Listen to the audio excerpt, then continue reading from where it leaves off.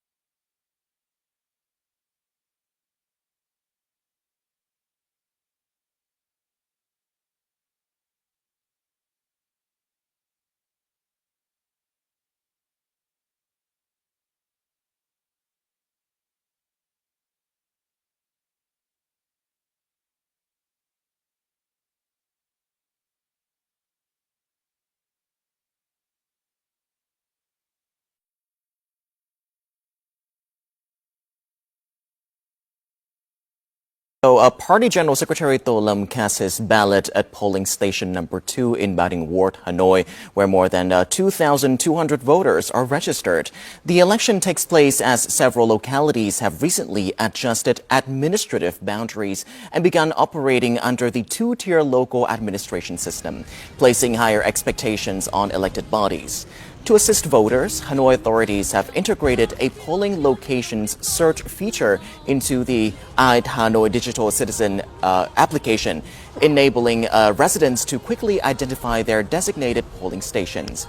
Each ballot cast today represents not only a citizen's right and responsibility, but also a contribution to selecting capable and trustworthy representatives who can reflect the will and aspirations of the people and meet the demands of the country's next stage of development.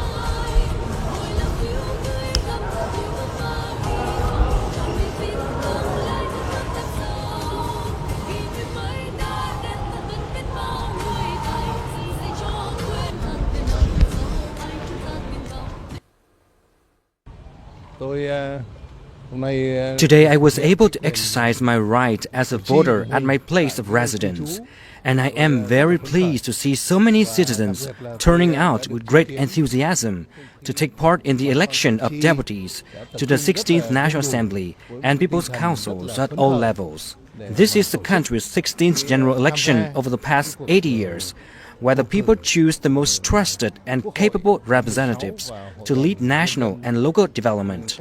It is truly a great national event, reflecting the people's direct democratic rights and their aspiration for a stable, prosperous, and sustainable Vietnam.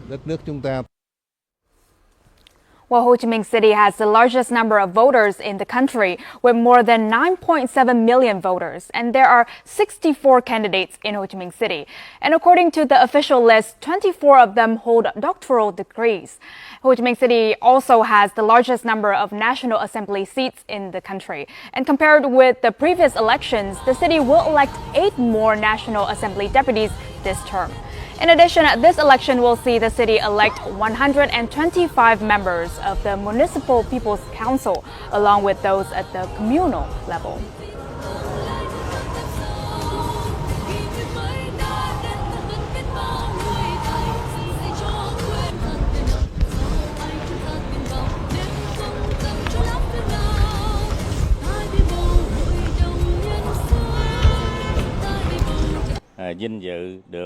Today, I am very pleased and honored to come to Hoc Mon Commune to cast my vote for the National Assembly and People's Councils at all levels. Over the past time, under the close leadership of the Party Central Committee, the Politburo and the Secretariat, led by Party General Secretary To Lam, the entire political system has worked urgently, actively and methodically to prepare for the election.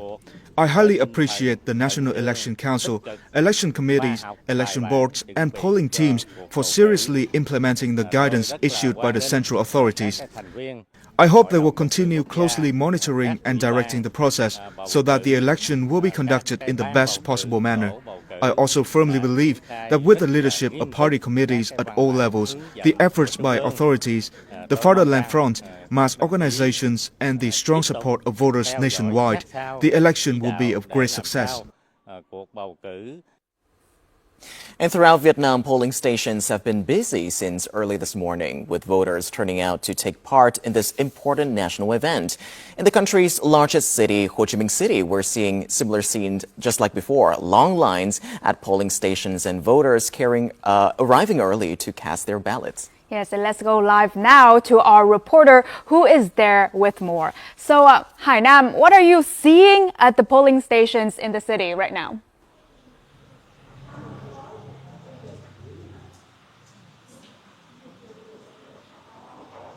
Good morning from Ho Chi Minh City.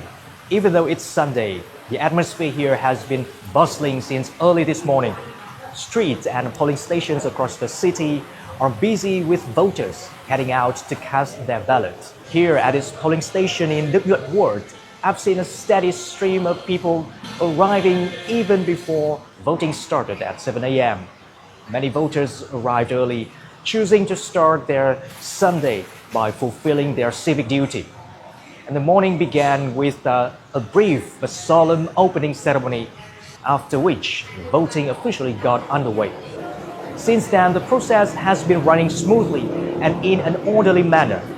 Election officials and volunteers are attentively and enthusiastically guiding voters through registration and ballot procedures, while security and health measures are also in place. Right, so are there any particular moments or scenes that stand out to you as voters take part in the process today?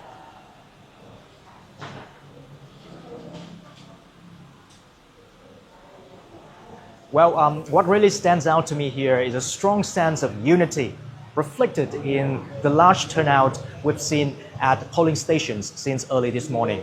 Ho Chi Minh City is Vietnam's most populous metropolis, home to millions of eligible voters and a diverse population representing different religions, ethnic groups, and people from across the country. And over the past few days, I had a chance to visit several polling stations across the city, and preparations appeared thorough and well organized. From major streets to residential neighborhoods, national flags, banners, and election slogans have been displayed, while mobile loudspeaker vehicles have been moving through communities to raise awareness about the vote. Everyone I spoke with expressed strong support for the election and said that they were looking forward to today, a chance to choose the next generation of lawmakers and representatives for the country's next phase of development. Yes, and what are voters in Ho Chi Minh City saying about the election day so far?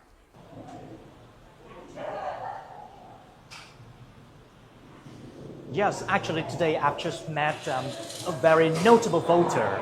She's Madame Tôn Nữ Thị Ninh.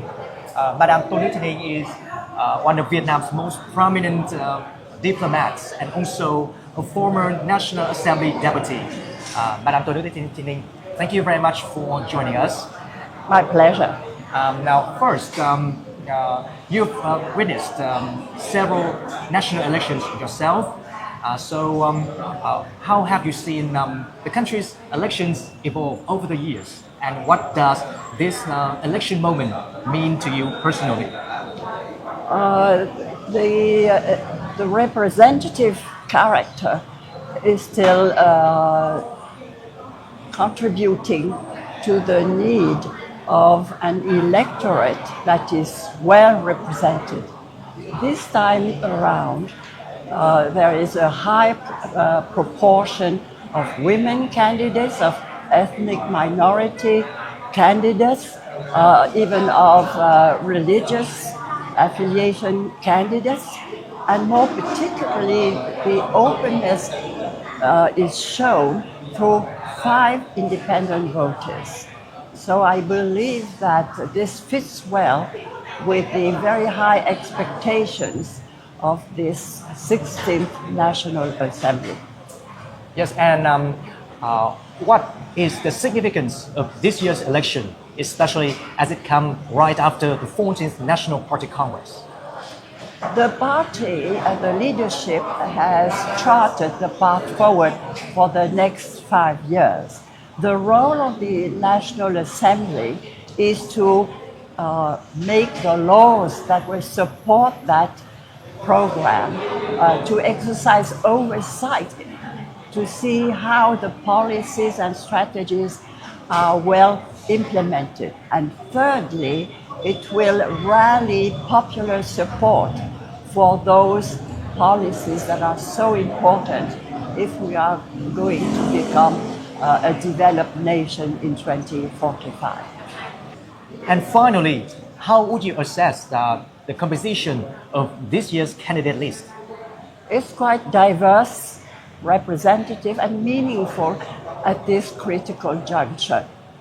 diverse in terms of ethnic minority representation, of female representation, of youth representation. And this is crucial for the National Assembly to deliver its lawmaking and oversight roles, as well as its duty, its responsibility to muster popular support for the country's strategy and road ahead.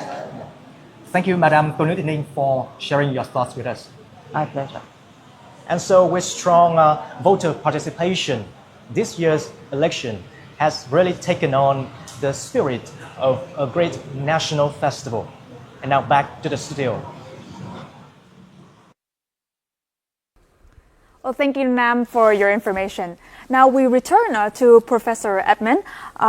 We've talked a lot about what's happening within the country, but I also want to talk about the global perspective because the new National Assembly will begin its term amid a lot of global uncertainty, as well as like we're talking about geopolitical tension to economic transformation. So what role should a legislature play, would you say, in helping the country to navigate in such a complex environment? I know this is going to be so important going forward, and you're right to put your finger on that question.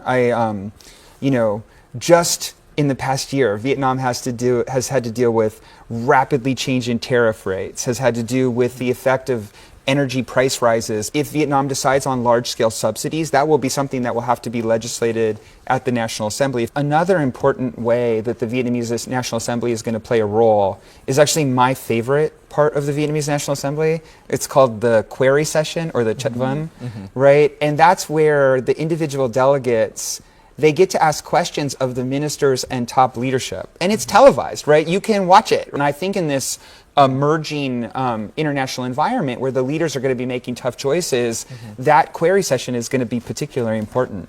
The Party Congress also set up very ambitious targets with double-digit growth as well as ambitions in digital transformation, innovation, and sustainable growth. Right. So obviously a legal framework will be needed to ensure that process is going to be going smoothly. So how do you think the National Assembly can help create those legal frameworks to ensure that these goals can be met?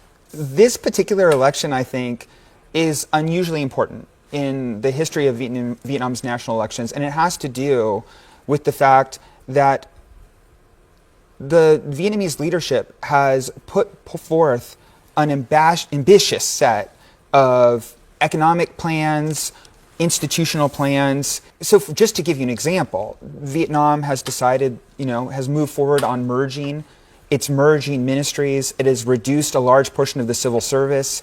It has ambitious plans to grow at 10% a year. When you see them at the Party Congress, when it's decided, it comes out in a political report and a socioeconomic plan that are very general, right? They describe sort of general goals and ambitions and maybe some targets, but it's really up to the National Assembly to be able to put those into action. That's where the meat gets put on the bone in terms of the legislative activities. Who's going to do what, right? Exactly how are things going to move to generate this type of growth? What are the benchmarks that they're going to look to measure it? And that happens through the drafting process at the National Assembly. So in this election, what's going to happen here is Vietnamese citizens are to some extent going to be selecting the National Assembly members who are going to be responsible for putting the meat on the bone of these historically ambitious plans. Speaking of the future, looking to the next 5 years, what will determine whether the new National Assembly can successfully respond to both domestic expectations and global challenges? Yeah. So big questions, yeah. It's a great question. It is going to be a race, right? From the moment that National Assembly is elected, to be able to do all the things that were set forward in the party political report and the socioeconomic plan. And remember, the National Assembly usually only meets twice a year, right? So that so it usually has a meeting in May and a meeting in October. There is about 30% of the National Assembly delegates are full-time delegates. And they'll be there trying to put this, but it is going to be an incredibly fast race to be able to create this legislation, get those implementing documents out across the wide range of ambitious activities that the Vietnamese government has already set forth.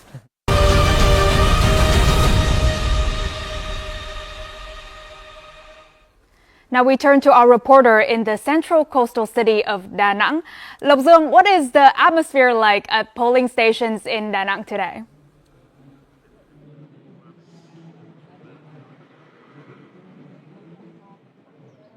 Thank you, studio, and good morning from Da Nang City. I'm currently at polling area number 15 under electoral unit number 4 here in Da Nang City, where voters have been arriving steadily early this morning to cast their ballots. Vice Chairman of the National Assembly Trần Quang Phương and Da Nang Party Secretary Linh Ngọc Quang are also present at this polling area. The atmosphere here has been orderly and enthusiastic, with voters carefully following the procedures.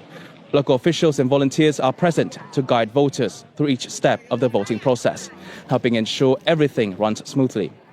Although early, there's been a steady flow of people coming to exercise their civic rights. According to the city's election authorities, Da Nang has nearly 2.2 million registered voters taking part in today's election, which will choose representatives to the 16th National Assembly as well as people's councils at all levels for the new term. For the National Assembly election specifically, Da Nang has 5 electoral units and will elect 14 deputies to the new legislature. Meanwhile, 23 electoral units will elect 76 deputies to the city's People's Council, and 628 electoral units at the commune level will elect a total of 1,907 representatives to local people's councils. Across the city, polling stations like this one have been welcoming voters since early morning, reflecting a strong sense of civic responsibility among residents here in Da Nang. Yes, thank you, Lộc Dương, for your updates. Now, Vietnam's election of deputies to the National Assembly and People's Councils is drawing attention not only from voters across the country, but also from foreigners living and working in Vietnam. As the National Assembly remains the country's highest state power body, responsible for lawmaking and major national decisions, many in the international community are closely watching the policy direction that will help shape Vietnam's next phase of development. Vietnam welcomed nearly 4.7 million international visitors in the first 2 months of 2026, following a record-breaking 21 million arrivals in 2025. For industry leaders like Mario Mendes, the focus now shifts to policy decisions on visas, infrastructure, connectivity, and planning. Those will be key to sustaining this momentum. I believe that zone planning, protecting UNESCO heritage sites, and having clear, sustainable goals along with waste management are completely scrutinized, but everything is about a balance of ensuring that you have sustainable future of tourism and the environment for our generations to come, and protecting the natural heritage of what Vietnam has to offer. Vietnam continues to attract strong foreign investments, with FDI inflows topping $38 billion in 2025 and disbursed capital reaching a 5-year high of nearly $27.6 billion. The country is now focusing on attracting higher quality, technology-driven investment to support its long-term growth strategy. For long-term investor Chris Van Loon, nearly 3 decades in Vietnam, the country's transformation could accelerate even further if the investment environment remains stable. And there's a big difference between 1998 and 2005, 2005, 2010, 2010, 2020, and in the last 5 years, the acceleration has just been massive. And I don't see it slowing down anytime. Anybody who's elected to the National Assembly should continue that kind of idea, and I think they will. This election is quite important because Vietnam is in a very special moment in its development. Vietnam was already at the stage where it needs to rapidly diversify its economy in order to continue the excellent growth record that it's had. And this next generation of leaders is going to need to build on that vision and keep going forward and keep building on that momentum. The National Assembly has pushed forward a vision of 10% or greater growth rate. And if any country in the world can achieve that, that's Vietnam. And they have, I believe, outlined the areas where they need to work to the policy areas where they want to implement these changes so they can achieve that 10% growth rate. From investment and tourism to everyday community life, the decisions made by Vietnam's elected representatives will shape the opportunities in the years ahead. And this is Mingo for Vietnam Today from Da Nang City. Today's elections are taking place not only across cities and provinces on the mainland, but also in some of Vietnam's most remote locations. And one of those places is Trường Sa or Spratly Islands, where voters are also taking part in this important national event. And our reporter Hoàng Minh is joining us live from there. Hoàng Minh, what is election day like in Trường Sa today?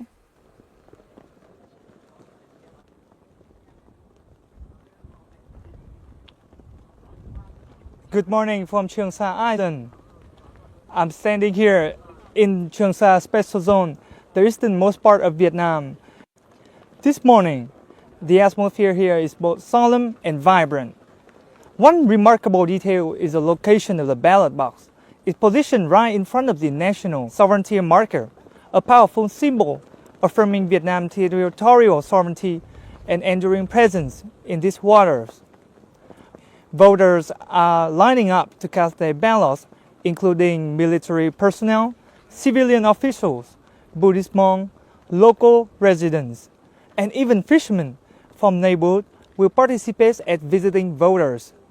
Despite the island's remote location in the middle of the sea, the voting process has been carefully organized to ensure every eligible citizen can exercise their democratic rights and responsibilities.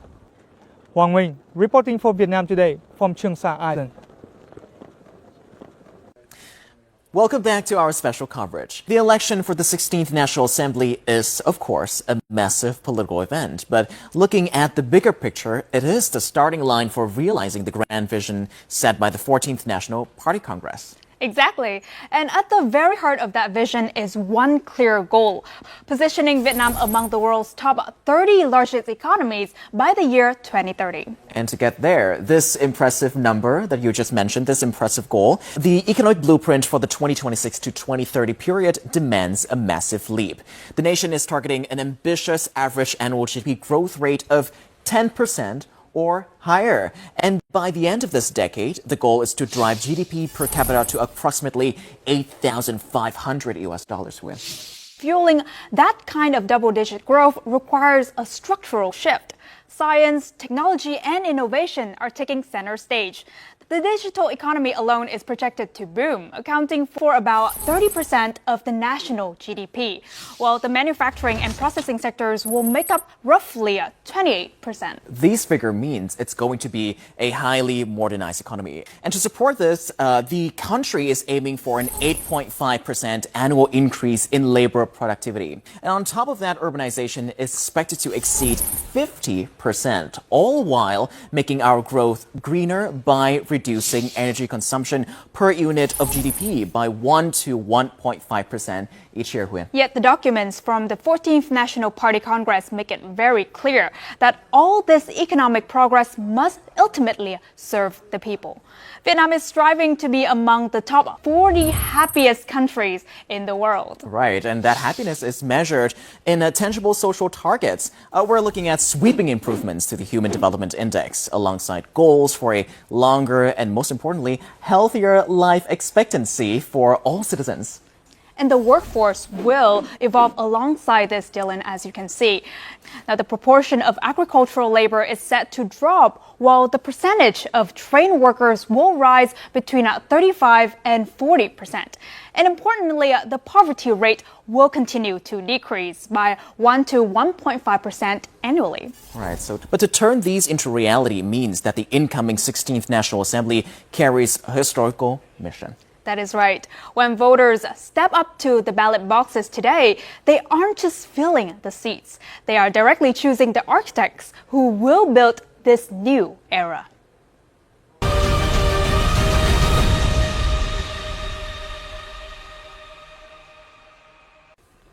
So our next live point takes us to Apachai in Điện Biên province, and known as the westernmost point on Vietnam's mainland and one of the most special polling locations in this year's elections. And so our reporter Hương Diệu is over there right now. So Diệu, what is election day like in this far western corner of our country? We're now in Apachai, the westernmost point of Vietnam, also known as the meeting point of Vietnam, Laos, and China. Since early this morning, many local residents have gathered at this polling station to cast their ballots. They are wearing their beautiful traditional costumes and welcoming Election Day as a major event for the whole community. Despite the remote location, people say they are happy and proud to take part in this important national event. At this special polling location in Vietnam's far western corner, the strong sense of civic responsibility can clearly be seen among the voters here. Preparations here have been carried out very carefully. Local security forces and border guards help maintain order and guide people through the voting process, ensuring that voters in Vietnam's far western area can cast their ballots properly. What a beautiful scene, Hương Diệu, with all the beautiful outfits. So given the unique location here near the border, what makes voting in Apachai particularly meaningful for local residents? Well, what makes voting in Apachai particularly meaningful is that the simple joy of voters in Apachai today reflects the shared spirit of ethnic communities in Vietnam's highland areas on election day. Despite being far from major centers, careful preparations have helped ensure that voting at this tri-border area takes place in a democratic, safe, and lawful manner. Each ballot cast today shows both civic responsibility and pride in protecting national sovereignty in this frontier region. Voting here in Apachai is going smoothly and safely. So now let's talk with two local residents to get to know more about the atmosphere here.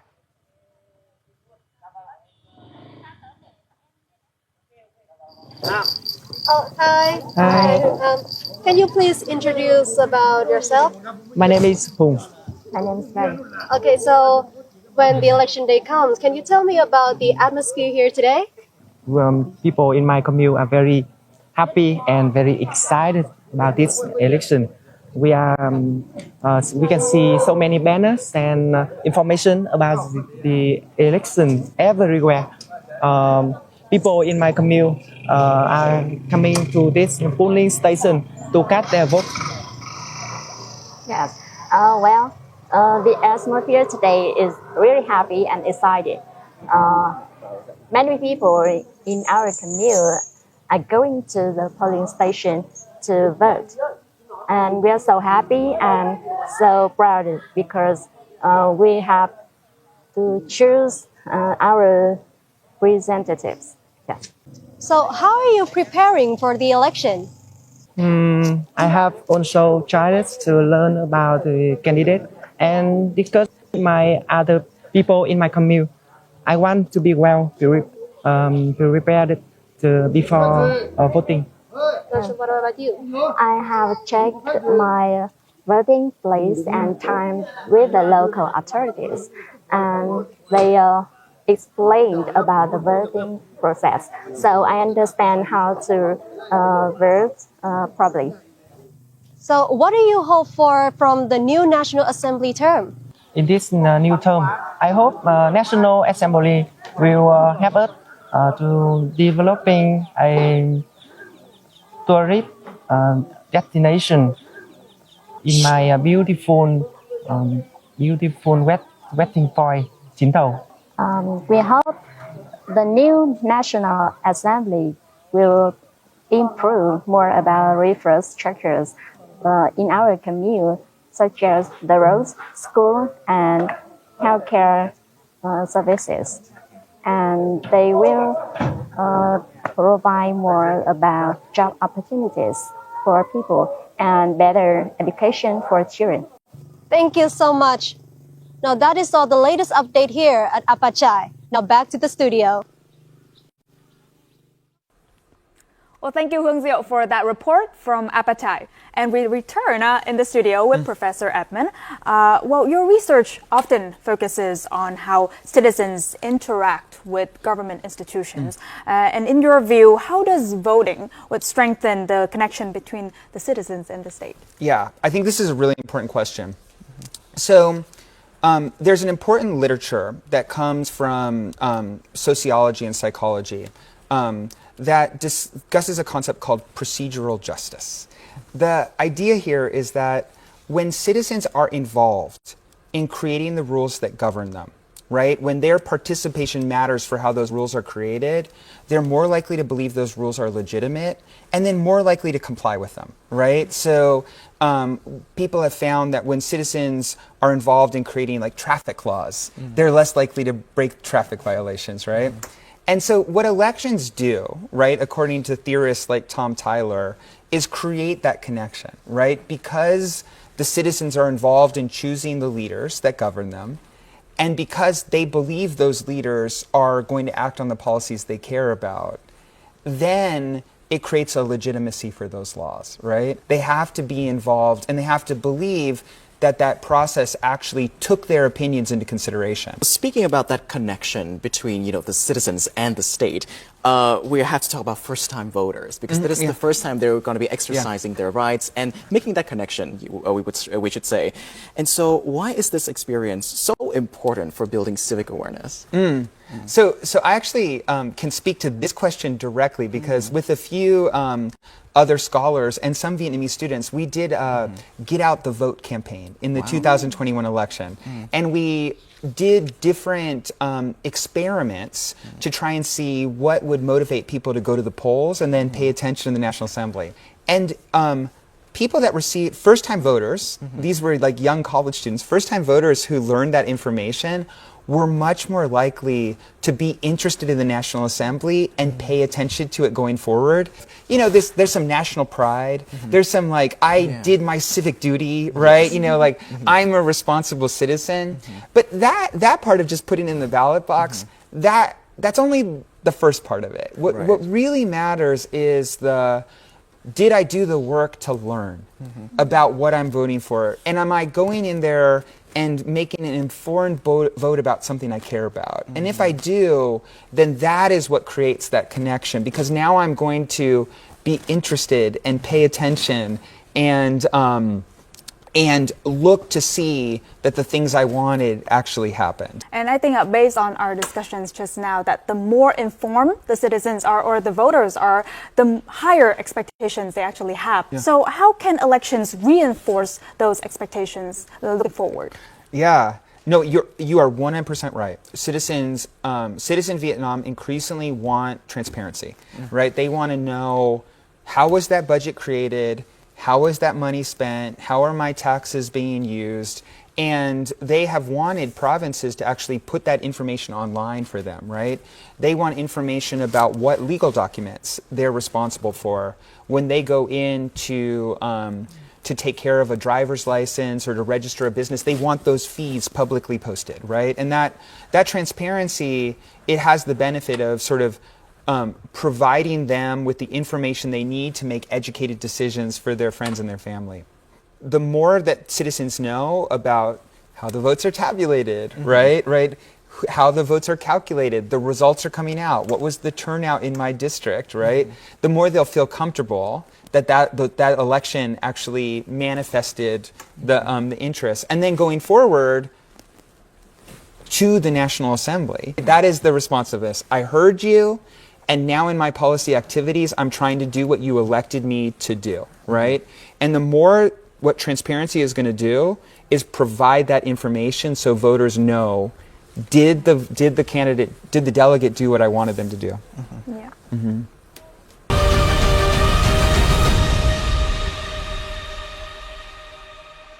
So, as you can see, it is one of the nation's most crucial tasks to ensure that no voter is left out of the process. And that same principle of egalitarianism and inclusivity is reflected in the very composition of the 16th National Assembly as outlined in Resolution number 1891, issued by the Standing Committee of the National Assembly on November the 10th, 2025. So according to the plan, the 16th National Assembly will consist of 500 deputies, and of these, 217 deputies, or about 43.4%, will come from central-level agencies, while 283 deputies, or about 56.6%, will represent electoral constituencies nationwide. And this structure is intended to balance national policy making with representations of regional realities and local governance. At the local level, the projected deputies are divided into two categories. The first group includes 179 deputies in oriented positions, accounting for about 36% of all representatives. Now, this group typically includes key provincial leaders who had National Assembly delegations, full-time deputies working at the local level, and representatives from organizations such as the Vietnam Fatherland Front, the Armed Forces, and the judiciary, experts from universities and research institutes, and representatives of businesses and trade associations. The second group consists of 104 deputies in flexible positions, making up about 21% of all representatives. Now, these deputies are expected to come from a wide range of professional and social disciplines, including science and technology, finance, education, healthcare, culture, and the arts, and grassroots administration. Together, the two groups are designed to ensure both leadership representation and professional expertise in the legislature. The resolution also highlights the need for balanced representation. Women are expected to make up at least 35% of deputies, while ethnic community representatives must account for at least 18%, with particular attention to groups currently unrepresented in the legislature. In addition, non-party members are projected to account for 5 to 10% of the total. Deputies under the age of 40 are expected to account for around 10%, while about 32% of deputies are projected to be re-elected members, ensuring both generational renewal and legislative continuity. So overall, the proposed structure outlined in Resolution number 1891 aims to balance leadership participation, professional expertise, and broad social representation within the National Assembly. Yes, well, thank you, Dylan, for the information. Now, from the football pitch to the polling station, civic responsibility makes no distinction between one's origin or personal journey. And for players who have chosen Vietnam as their homeland, the National Election Day is not only an important political event, but also a meaningful milestone in their journey of becoming Vietnamese citizens. The stories of Đỗ Hoàng Hên and Nguyễn Philip are clear examples of that connection. A few days before the election, Đỗ Hoàng Hên welcomed two special visitors. Representatives of the local residential group and the police in his area came to help the player better understand the election process. Less than a week ago, Đỗ Hoàng Hên was the catalyst for Hanoi FC in the victory against Hanoi Police FC. Born in Brazil, Đỗ Hoàng Hên was granted Vietnamese citizenship in October 2025 after 5 years of residence. This will be the first time he holds a voter card to take part in the general election. Very excited. I'm feeling very excited because it's my first election as a Vietnamese. So I know the responsibility, I know the importance, so I'm very happy to join. I can feel people are united to improve the country and everyone is together to do that, is committed to do it. So this is the difference, I think, is very important for Vietnamese people. Cái việc mà người công dân Việt Nam ấy thì là có cái quyền bầu cử là từ 18 tuổi trở lên. To ensure that special voters can exercise their civic rights, local authorities are also actively carrying out many preparations for the election day. For voters who are foreigners but hold Vietnamese citizenship, we have disseminated information about the election law, as well as citizens' rights and obligations. This is also an opportunity for the international community to see Vietnam's democratic rights in practice. As for Nguyễn Philip, this will also be the first time he has a voter card and participates in an election. Returning to Vietnam in 2023, he has achieved success with both his club and the national team. As a leader in the defensive line, he clearly understands the most important qualities of a good leader. In Vietnam, it's of course very different. Every citizen's enjoying the voting and really proud about this. I think these candidates should care about people more than about themselves, so not be selfish. They must be, of course, educated. I think this is the most important attributes for good candidates. Although they come from different journeys, Đỗ Hoàng Hên and Nguyễn Phillip now share the same responsibility as Vietnamese citizens. Each ballot they cast is also a way for them to contribute to the development of the country they have chosen to be connected with. Right. So wasn't that interesting? So earlier we were mentioning about first-time voters, and it's not just people who just turned 18, right? It's also foreigners who came to Vietnam and became naturalized citizens as well. And so what do you think are some of the sentiments they are possibly feeling right now participating in this civic duty as, you know, like when they're transitioning from one country to another? I'd never heard of that before. And I'd never seen that before. I also didn't realize that they take Vietnamese names when they get their Vietnamese citizenship. I did not realize that. That's fascinating.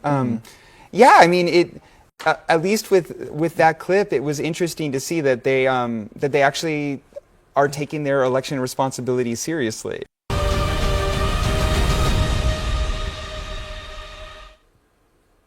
Our reporter is on the ground in the Lim Ward following up with the voter who appeared in a previous report. So let's now connect with our reporter, Khánh Minh. Standing with me right now is footballer Đỗ Hoàng Hên, who just cast one of the earliest votes on the morning of March 15. Now, thank you for joining us. So, Đỗ Hoàng Hên, could you share your feelings after exercising your civic right and responsibility in Vietnam for the very first time? I'm very proud to be here voting today. I know it's a very important day for Vietnamese and people, and I'm very proud to be part of that. It's the first time. I know the responsibility, but I am very happy to be here. Did you get up early this morning? Yeah, 6 a.m. I wake up early. Normally I wake up early only when I have training, but today was an important day. Everything is very organized, like people make the facilities for everyone, the neighborhood come to vote. So very happy, good weather, so very important day. If you could, is there anything you would like to send a message maybe to other Vietnamese voters nationwide today? Yeah, I just hope everyone vote with responsibility because it's very important for the country. Keep developing, and yeah, I'm very happy.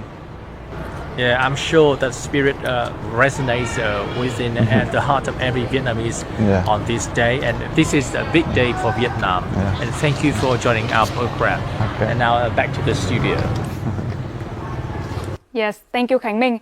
Now, elections are about participation, and today efforts are being made to ensure that no voter is left behind. And in Hanoi, some polling locations have been set up at hospitals, allowing patients to take part in the election while also receiving treatment.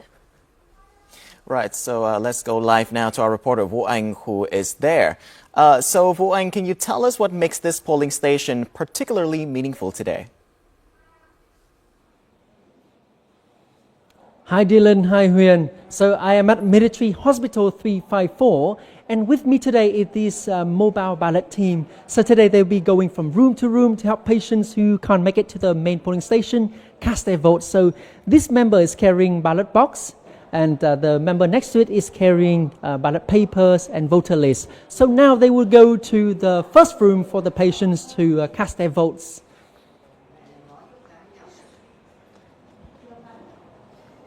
So the team now will explain the rules and guiding the voter through the process. So basically, each voter is given two ballot papers in different colors, representing the levels that they can vote for.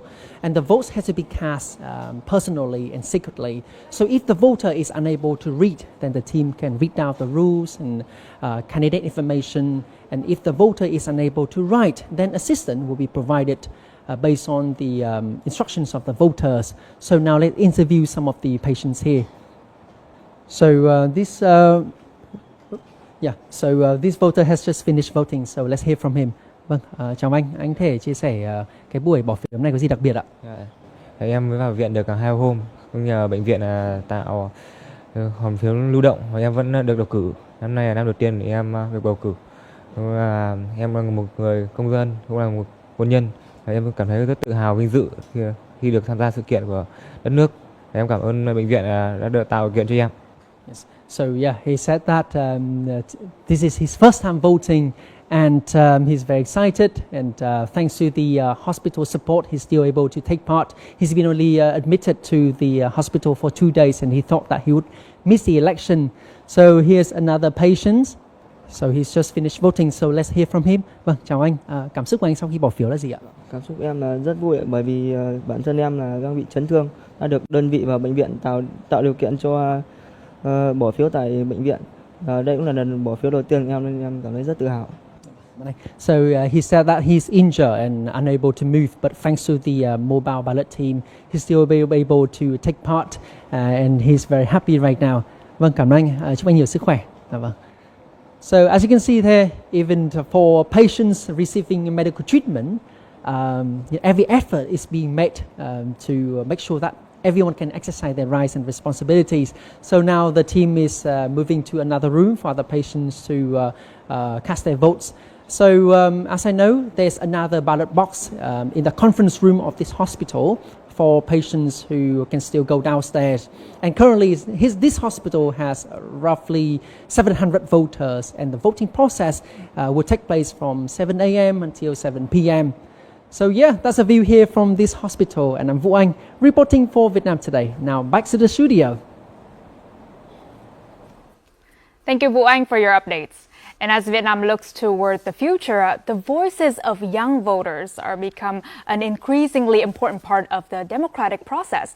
Many young people are casting their ballots today, and some of them for the very first time, bringing with them hopes and expectations for the country's next stage of development. Right, so we go live now to Hỷ Nhi, who is at a polling station in Hanoi. Hỷ Nhi, what are you seeing among young voters there today? Hi Dylan, hi Huyền. I'm standing at one of the polling stations in Khương Đình Ward, Hanoi.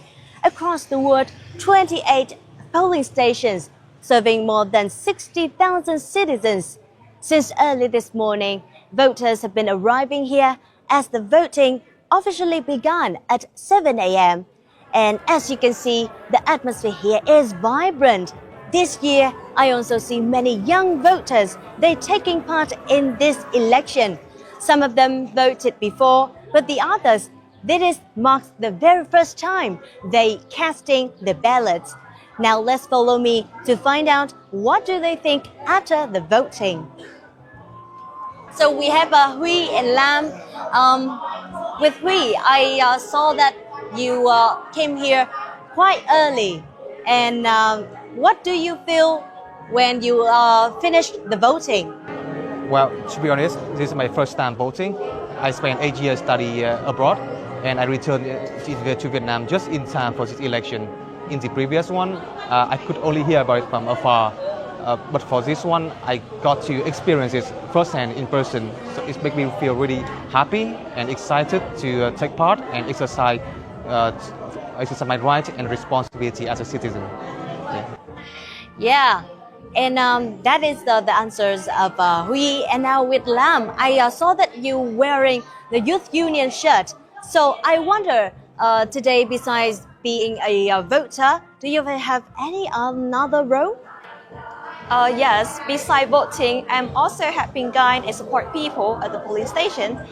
And actually, this is my second time voting, so I feel so excited and proud to take part in this special event. So you guys both feel happy and proud in this moment, right? And with Huy, I think today is really special day to you because you just voting for the first time. So how do you find the voting procedures? Are they difficult to you to follow? I don't think so. To be honest, the staff here were very supportive, so everything was quite simple for me. Also, before coming here, I did follow the Facebook page. There was lots of video explaining the rules and voting procedure online. And I reckon they was created using AI, so everything looks lively and easy to understand. That's awesome and great to hear that. And with Lam, as a young voter, do you have any message and hope that you want to convey through the ballot? I hope to the representatives who have both talent and integrity, and I believe they will continue to represent the voices and also aspirations of people and make more effective policy for the country's development. Thank you so much for sharing. And that is the scenes of this polling station in Hanoi, where many young people, they are exciting and have excitement and have a high expectations for this event and also the next chapter of the country. Hỷ Nhi reporting for Vietnam Today. Now let's get back to the studio. All right, and that brings us to the end of our special live coverage of Vietnam's national elections. And throughout today's program, we've seen how voters across the country, from major cities to remote islands and border communities, have taken part in this important national event. Yes, and our thanks to Professor Eddie Molesky for joining us in the studio and also sharing your insights. It was really an honor to be here. Thank you. And we also appreciate our reporters from all the localities that bring us live reportage and also our viewers. Right, and from all of us here, thank you so much for watching and hope to see you in our next programs.